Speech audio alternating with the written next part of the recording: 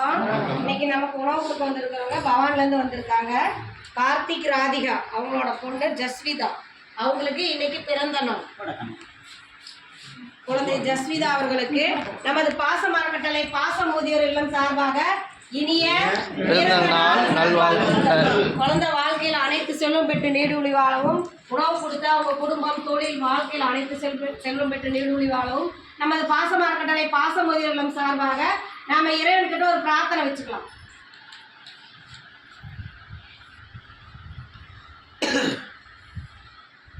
குழந்தை ஜஸ்விதா அவர்களுக்கு மீண்டும் ஒரு முறை இனிய பிறந்த நாள் நல்வாழ்த்துக்கள்.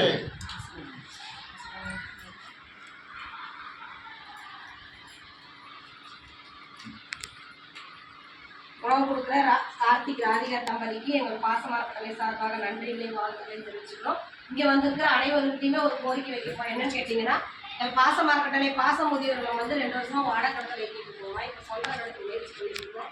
அதுக்கு தங்களால் முடிஞ்ச உதவி செய்யலாம். நீங்கள் மட்டும் இல்லாத உறவினர்கள் நண்பர்கள், நீங்கள் வேலைக்கு போனால் அந்த இடத்துல சொந்த தொழில் செஞ்சால் வர வாடிக்கையாளர்கிட்ட இந்த மாதிரி குமாரபாளையத்தில் ஒரு முதியோரில் இருக்கிற நபர்கள் இருக்காங்க.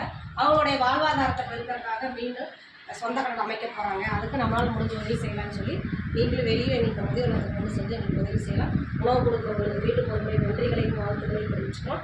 வாழ்க வளத்துடன். வாங்கிக்கிங்க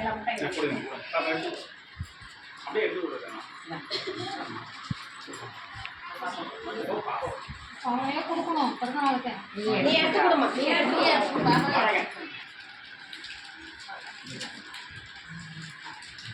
நல்வாழ்த்துக்கள்.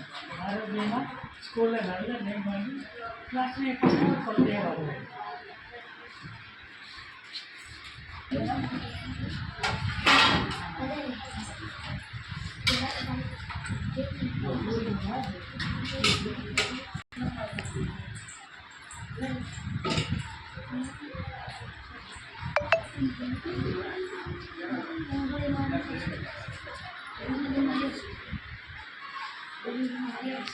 ஒரே நிமிஷம்.